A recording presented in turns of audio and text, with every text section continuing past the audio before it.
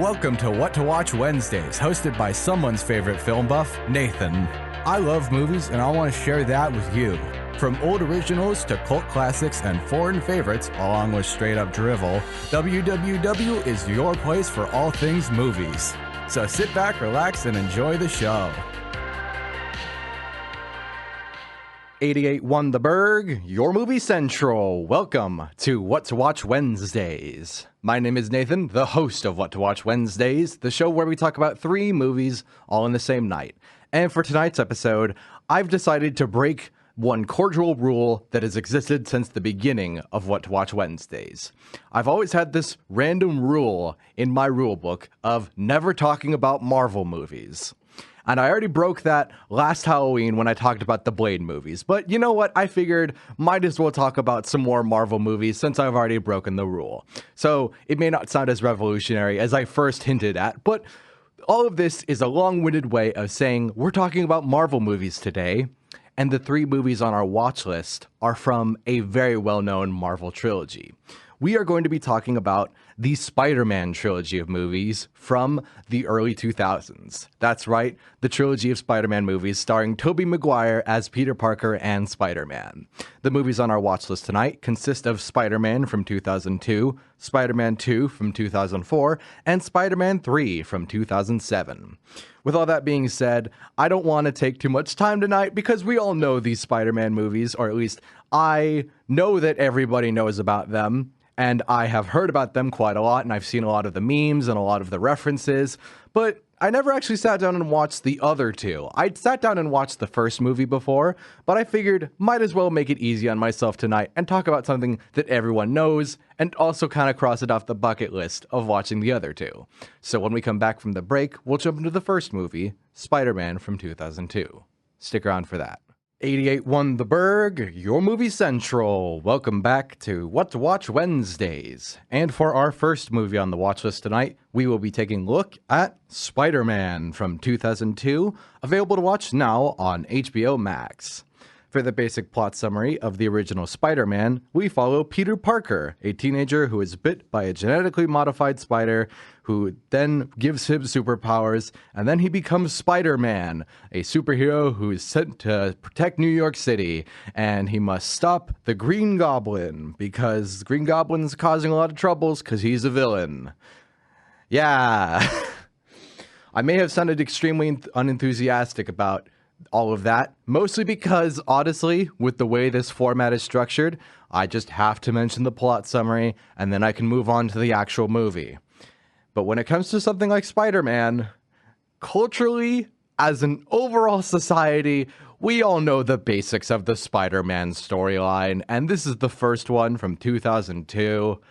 And, you know, we all know the basic origin story, so when this movie's just an origin story that also has the Green Goblin in it, you know, you kind of know the basics of the beats. You know, great power comes great responsibility. I somehow butchered that. With great power comes great responsibility. We have him being bitten by a spider, and he can climb on walls and shoot webs, and he can, I don't know, fly around like a little bird in the sky. Okay, I'm going to move on now. We all know about the original Spider-Man. I knew about the original Spider-Man. Of course I knew about it. One thing I didn't fully remember until rewatching it is probably going to be the first thing I want to talk about in depth with this movie. Mostly because I feel like not a lot of people have often brought up this detail. And that's the fact that comparing it to your average superhero origin story, I feel like this one has an interesting parallel between its hero and its villain. We have Peter Parker, who's becoming Spider-Man after being bitten by a spider and gaining his superpowers. And in the background, we have Norman Osborn, who is also gaining some superpowers of his own, but eventually going to use them for evil because he's being ousted from his company and he's got a lot of reasons for going a bit crazy. What I'm trying to highlight is that these 2 storylines run pretty simultaneously with each other. And they have similar effects on their characters. Because Peter doesn't just, you know, wake up one day and he has superpowers. He does, but it's not like it's easy for him. He doesn't just wake up all happy and joyful. Keep in mind, he passes out the night before in pain while the spider bite is throbbing, and he's in pain constantly thinking, what's going on? What's going on to my body? Whatever. What's happening to me? And Green Goblin has very similar things happening to him. He constantly wakes up in a stupor of, what happened last night? Did I do something evil again? I wasn't in control of my actions. What's happening? Just that parallel alone makes it really interesting to see where the two paths end up going. Because Norman Osborn, in the form of Green Goblin, ends up turning evil because he's being ousted from his company, and he's a rich guy who hasn't really had as many hardships as Peter has throughout the course of the movie. Peter, on the other hand, has to deal with the fact that his Uncle Ben gets killed pretty brutally, and he witnesses it happen, and it's all in a way where it feels like it's his fault for it happening in the first place. Pretty brutal compared to just Norman Osborn being kicked out of his company. Wouldn't you think? There's a kind of direct comparison between those two, and one of them has suffered quite a lot more and has more riding on him to be a responsible and upstanding person, whereas the other person is rich and has the ability to not be upstanding even without superpowers. So the way those two weigh out with each other becomes really interesting, especially later in the movie when they start to confront each other and get into fights and conversation and constantly butt heads over certain things. It's all a lot more interesting than I remembered it being. I will also say that I forgot that this movie has something I like to call a soul. You know, this movie has a lot of heart and soul to it. It has clearly a lot of people behind it who really enjoyed the character of Spider-Man and wanted to capture it in a movie. I really forgot about that. It bleeds through every moment of this movie, let me tell you right now. I will also say that I forgot how goofy the editing was at times, and I forgot that the music was made by Danny Elfman. Those two things also just kind of slipped my mind. I also forgot how much CGI was in this movie. But here's the thing. I could complain about all of those details. The overuse of CGI, the fact that Danny Elfman's music score for this movie, for some reason, was making me think of his music for the 1989 Batman movie a lot more than I think it wanted to, and how goofy the editing was to the point where it was kind of taking me out of the movie at points. I could complain about that. Or I could acknowledge the fact that because of the heart and soul that I've already mentioned, those things don't matter anymore if they're a bit lackluster. Who cares how well executed these things are? If the movie has a heart and soul to its story, and the plot is interesting, which I've already clearly established it is, then those things don't matter anymore. It also doesn't matter that between the two main characters, sure, maybe Tobey Maguire may not be some people's favorite version of Spider-Man, and he may not exactly be the best one. In my opinion, I think he looks a little too old to be playing a high schooler, but that doesn't matter either, because again, he's able to act out that heart and soul and put his emotion into those moments where Peter is suffering. So I don't really care whether he looks like a high schooler or not. And I will say he is balanced expertly by Willem Dafoe as Green Goblin. People always do memes of him for a reason. He's great. He's beyond amazing. And he pulls off the role really well. If I had to kind of conclude this overall section, which I probably should so we have time for the other two, but I would say that the original Spider-Man moves really fast while still maintaining everything I've just talked about. The heart and soul, the quality of the movie, the quality of the acting. It moves really fast. It's over before you know it. If you've never seen it before and are interested in it, I can tell you right now, it'll be a brisk 2 hours. You won't even know that it happened. And despite everything I've just said that's good about it, personally, because I'm not a huge superhero fan and didn't grow up reading Spider-Man comics, I almost corrected myself to saying Superman because I thought I said it wrong. No, I didn't grow up reading Spider-Man comics. This movie isn't one of my favorites or anything like that. I don't exactly love, adore it. But I will admit that it is quite good. And that it definitely extends to the second movie on our watch list, Spider-Man 2. We're going to jump into that after the break, so stick around for that. 88 won the Burg, your movie central. Welcome back to What to Watch Wednesdays. And for our second movie on the watch list tonight, we will be taking a look at Spider-Man 2 from 2004, available to watch now on HBO Max. For the basic plot summary of Spider-Man 2, we pick up years after the original movie, where Peter Parker must now deal with the complexities of being an adult, while also having to be Spider-Man, which is not a problem that a lot of people have to deal with, all while trying to stop the vicious Dr. Octavius, otherwise known as Doc Ock. So, with all that being said, I suppose we need to address the question I always address whenever I talk about sequels on this show, which is quite often. Is this movie better than the first one? Yes. And let me tell you why in a minute. But before we get there, we need to acknowledge something very quickly. If the original movie was well known by everyone, this one is the one where things get a lot more iconic, a lot more meme-worthy. I've seen more memes about Spider-Man 2 than I've seen about Spider-Man 1. And I know that's not super important to any of the review stuff, but I mean, Spider-Man 2 is just kind of the one that people universally agree is good. And people just kind of congregate around that idea. And I could see why. Again, it is better than the original. It's one of those exceptions of, yes, this follow-up is actually a lot better, or at least a little bit better.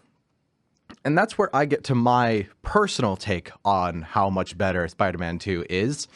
I would say that Spider-Man 2 is around the same quality as the original movie in a lot of ways. And it is, in fact, better mainly because of a single scene that happens about halfway through the movie that recontextualizes a lot of the pain and horrible stuff that happened to Peter in the first movie. And because of that, I was sitting there thinking to myself, this is better than the first movie for this scene alone. I can't talk too much about it because of the rule of no spoilers, which I'm not going to break tonight. I've already broken the rule of no Marvel. We might as well not break all rules while we're at it. But let's just say it involves a conversation between Peter and his Aunt May. Which, by the way, the actress who plays Aunt May in these movies is fantastic. While I continue to talk, I'm going to try to look up her name because I feel really bad that I'm not giving her a named shout out. But essentially, what I'm getting at is because it is of the same quality level as the original movie, it maintains a lot of that heart and soul that I was talking about beforehand, where it feels like the people who made it genuinely enjoyed Spider-Man as a character and wanted to portray him right in a follow-up.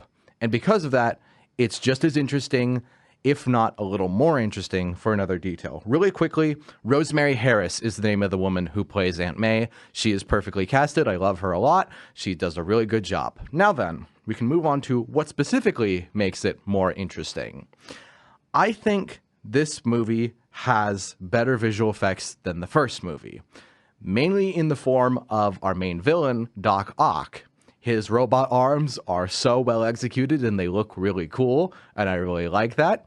The visual effects in the first movie were pretty revolutionary for the time, but they do look a bit dated now.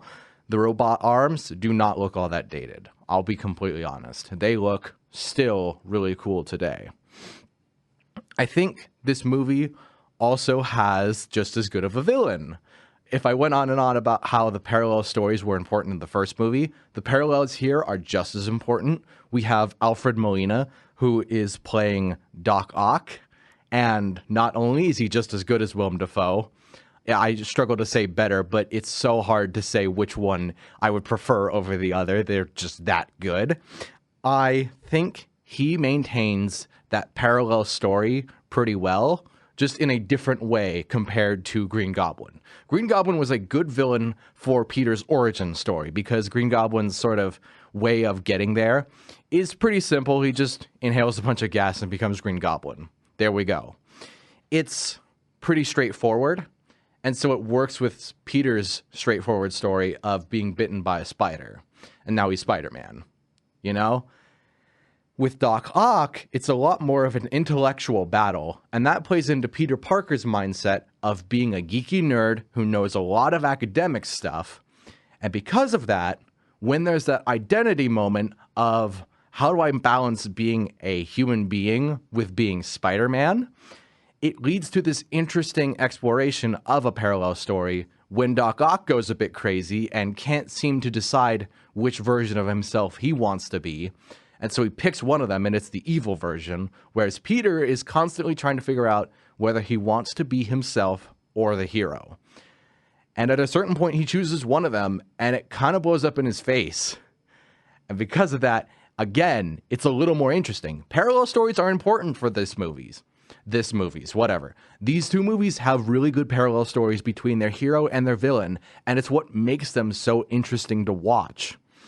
I will also say that a certain element that I personally really appreciate is that just at a certain point where I was thinking, man, Peter should just give up on being Peter Parker and go into being Spider-Man permanently, his powers start to go away.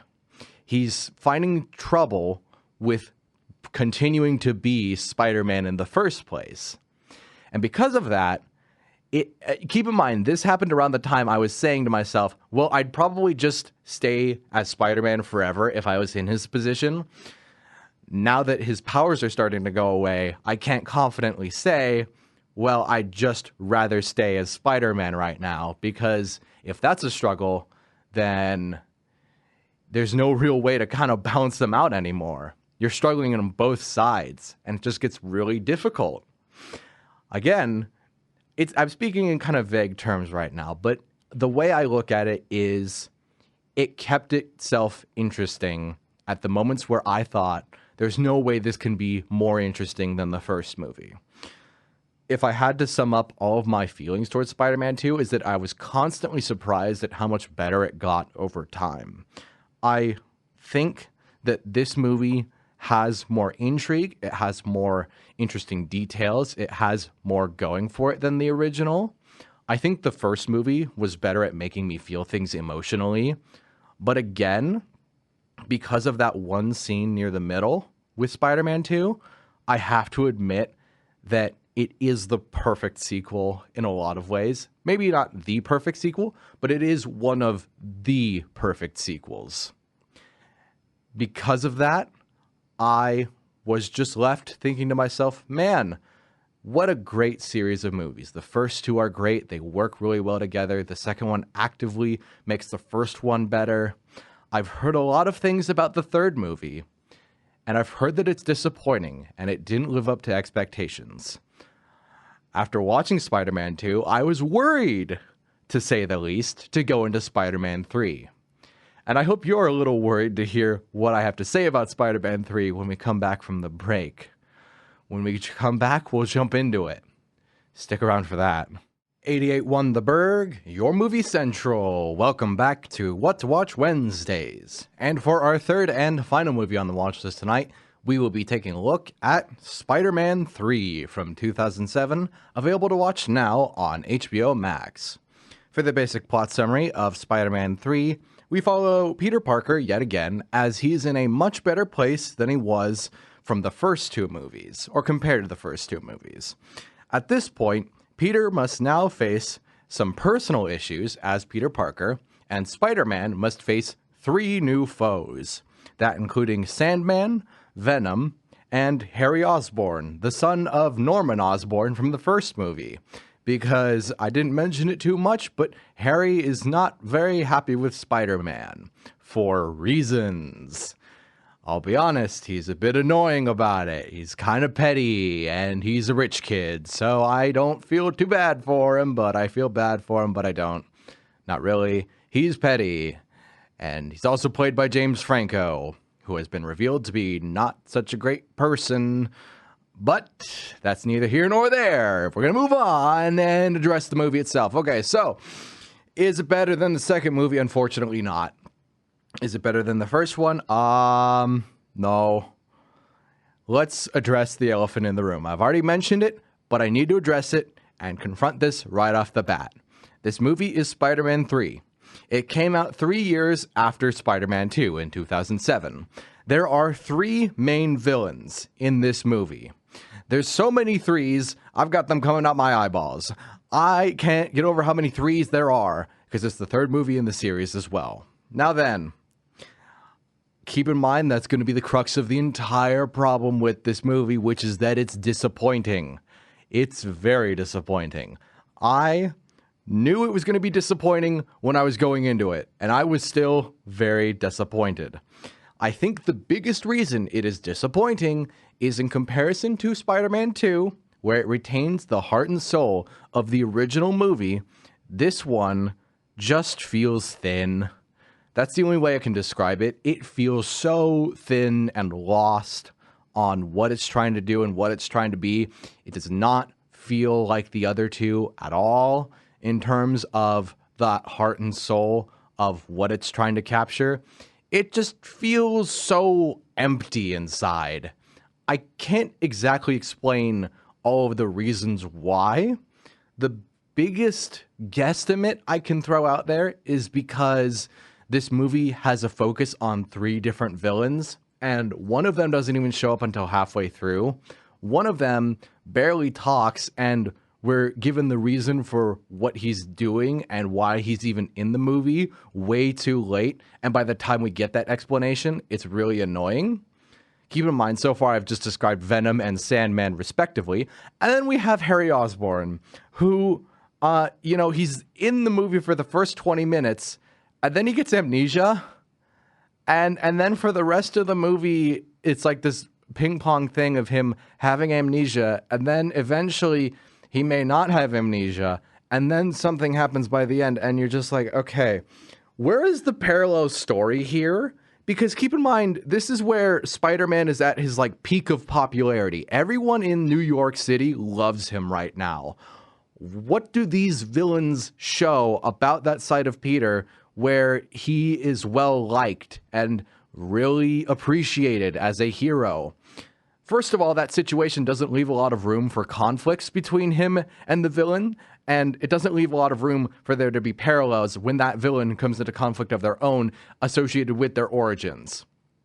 That's my big problem here. Sandman, for as much as he has a driving factor of whatever it is, which is his daughter, being sick, I said whatever it is because it's just I know what it is, but at the same time, I can't think of how it connects to Peter Parker and his life and his role as Spider-Man in this movie.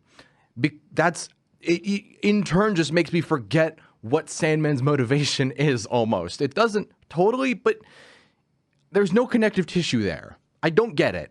And Venom is even worse because he shows up at the beginning of the movie randomly and then doesn't become a thing until halfway through. And once that happens, I'm just sitting there going, on the dang poster of the movie, we have the Venom character on it, the Venom suit. And you're telling me he shows up an hour in. This movie's already a slog, but the fact that it takes half the entire thing for the main villain on the poster to show up is a little annoying. It's just a little bit annoying, if you could imagine. I think the biggest issues I could narrow down with this movie, I keep saying biggest issues, I'm going to stop saying that. One thing that really surprised me is that despite all my complaints so far, I can't even think of any way I would want to fix them. Sometimes I offer solutions for how to fix these kinds of things. And I'm not saying that I'm good at it or that I have storytelling knowledge enough to provide actual answers to my problems with these kinds of movies. But in this case, I can't even come up with ideas to just spout out that would probably be inaccurate and unable to be helpful. I can't even think of any. That's the surprising part. I can't in my head think of how I could rework this movie to make it work. It's too much of a hot mess. Half the time, I'm not even sure I knew what was going on, and I was just watching it unfold and happen right in front of me. It's not even to the point where it's boring, and it's not even to the point where it's bad. It's just to the point where it feels like we're missing something right there. It's right in front of us, and you can get it, but they didn't go for it.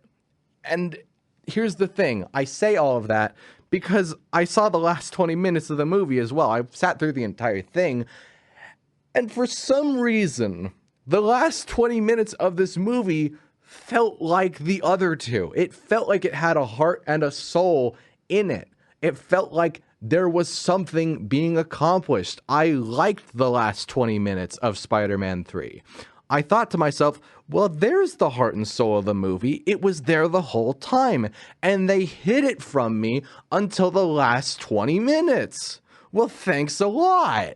When you could have just done it earlier. You could have brought it in. You could have pulled it together, and you just didn't. Well, that's great. Now I feel as though I've wasted time a little bit.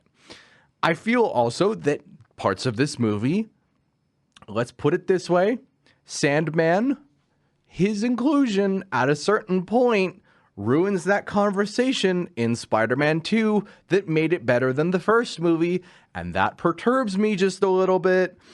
I think the biggest thing, 100%, no futzing around the idea of which one's the biggest problem with this movie is the bloat factor. There are too many villains. None of them have that parallel story with Peter and Spider-Man. The overall idea is just very convoluted, and I don't feel like they knew what they were doing, and they didn't figure out how to hack it off. And because of that, it is a slog to sit through. It's not exactly as entertaining as the other two, and something just constantly feels off. The bloat weighs down that heart and soul to the point where it just manages to squeeze out in the last part. Because of that, I think this movie is only barely worth watching if you've watched the other two. It's hard for me to say whether or not it's essential viewing and you should watch it, or it can be skipped. Because if I'm being completely honest, again, I'm not the biggest superhero fan. So even the original Spider-Man, it's not high up on my list of like, I'm going to definitely rewatch this again. I'm sure I will at some point. But it's not high up there on the, I'm dying to rewatch this just so I can experience it all over again. I've seen it before. You know, I liked it. And Spider-Man 2, I liked it. I enjoy it. I will probably watch it again at some point. Spider-Man 3, I might just watch again for the sake of it. This is one of my less strong recommendations overall, mostly because everyone's heard of these movies and everyone would recommend them to you. But it's also just on a personal level. I can't sit here and say these are essential viewing. I can just sit here and say, I enjoyed this trilogy. I thought it was good. I agree with a lot of people who say they're good. Spider-Man 3 was still a convoluted mess, and I don't think anyone can deny that. With all that being said, thank you all for listening in to What to Watch Wednesdays tonight. I will be back next Wednesday from 8 to 9 p.m. here on 88.1 The Burg, unless I'm not, depending on my schedule. But, you know, if you want to know whether or not I'll be back, be sure to follow along with What to Watch Wednesdays at What to Watch Wednesdays, all one word, no caps, no spaces, on both Instagram and YouTube. And again, I may or may not be back next Wednesday telling you all what to watch. Good night, everybody.